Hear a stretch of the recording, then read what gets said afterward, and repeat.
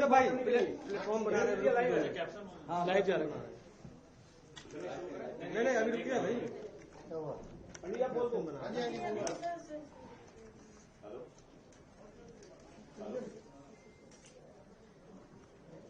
हाँ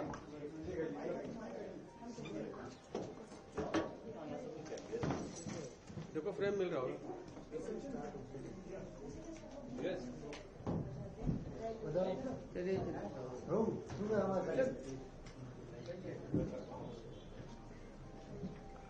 एक मिनट रुक जाना, कैप्शन बन रहा है।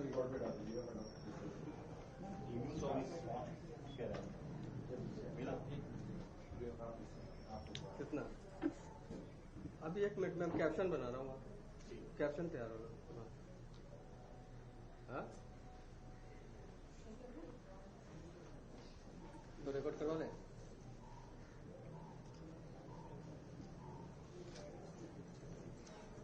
बताओ जल्दी से क्या करना है, रिकॉर्ड कर लें। हाँ ठीक, चलो रिकॉर्ड सर स्टार्ट कीजिए। सर जरूर।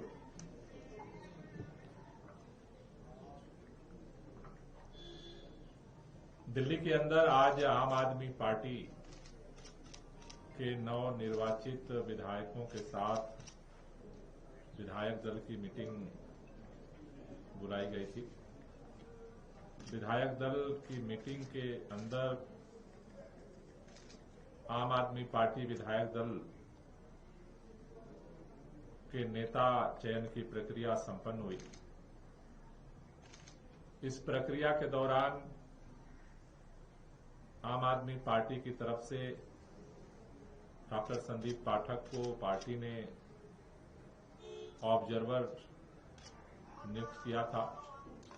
उनकी उपस्थिति में आज आम आदमी पार्टी विधायक दल के नेता की चयन प्रक्रिया पूरी हुई है।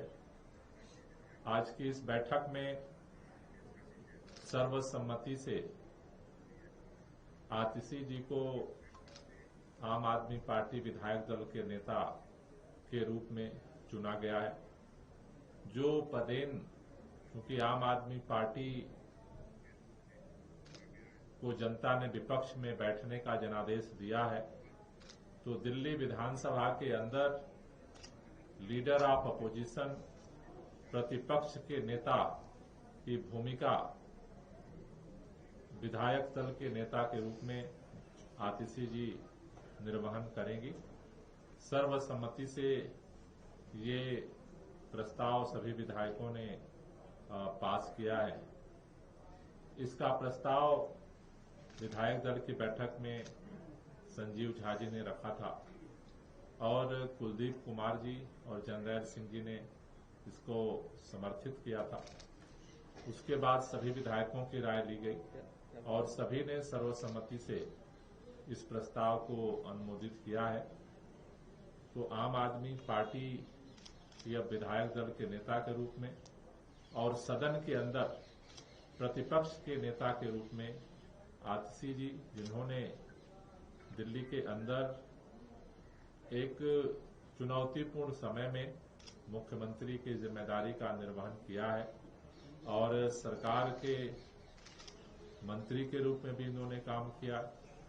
तो सरकार के अंदर जो आम आदमी पार्टी की सरकार ने काम किए, जनहित में जो काम किए, उनकी रक्षा की जिम्मेदारी, साथ ही साथ भारतीय जनता पार्टी ने जो वादे किए हैं दिल्ली के लोगों से और जिसके आधार पर दिल्ली के लोगों ने उन्हें बहुमत दिया है, सरकार के संचालन की जिम्मेदारी दी है।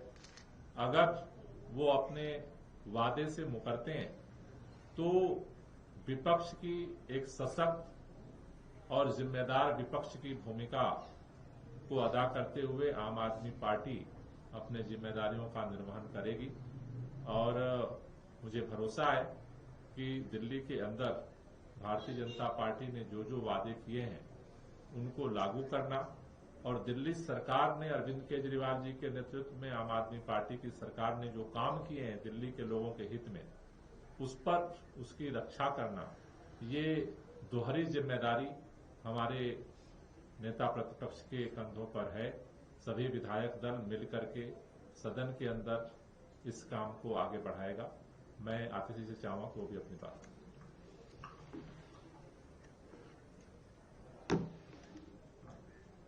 सबसे पहले मैं आम आदमी पार्टी के राष्ट्रीय अध्यक्ष अरविंद केजरीवाल जी का और आम आदमी पार्टी के पूरे विधायक दल का धन्यवाद करना चाहूंगी कि उन्होंने मुझ पर इतना भरोसा किया और विधायक दल के नेता की जिम्मेदारी दी।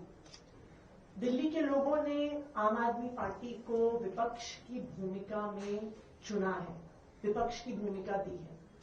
और एक मजबूत विपक्ष क्या होता है, जनता की आवाज असेंबली के अंदर कैसे उठाता है, ये आम आदमी पार्टी पूरी तरह से इस जिम्मेदारी को निभाएगी। भारतीय जनता पार्टी ने दिल्ली के लोगों को कई वादे किए और उन वादों के आधार पर दिल्ली के लोगों ने भारतीय जनता पार्टी को जनादेश दिया। एक विपक्ष के तौर पे ये हमारी जिम्मेदारी रहेगी कि जो वादे भारतीय जनता पार्टी ने किए उन वादों को पूरा आम आदमी पार्टी विपक्ष के रूप में करवाएगी। सबसे जरूरी और सबसे महत्वपूर्ण जो वादा प्रधानमंत्री नरेंद्र मोदी जी ने खुद किया कि पहली कैबिनेट की मीटिंग में दिल्ली की हर महिला को 2,500 रुपए की राशि देने की योजना पास की जाएगी और 8 मार्च तक पहली किश्त आ जाएगी। मोदी जी ने गारंटी ली थी दिल्ली में प्रचार के दौरान।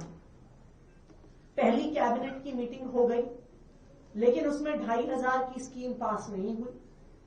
लेकिन भारतीय जनता पार्टी की जवाबदेही तय करना ये हमारी विपक्ष के रूप में जिम्मेदारी रहेगी और हम दिल्ली वालों को, दिल्ली की महिलाओं को ये वादा करते हैं कि भारतीय जनता पार्टी से, रेखा गुप्ता जी की सरकार से दिल्ली की हर महिला को 2,500 रुपए की जो गारंटी मोदी जी ने दी थी वो आम आदमी पार्टी दिलवाती रहेगी।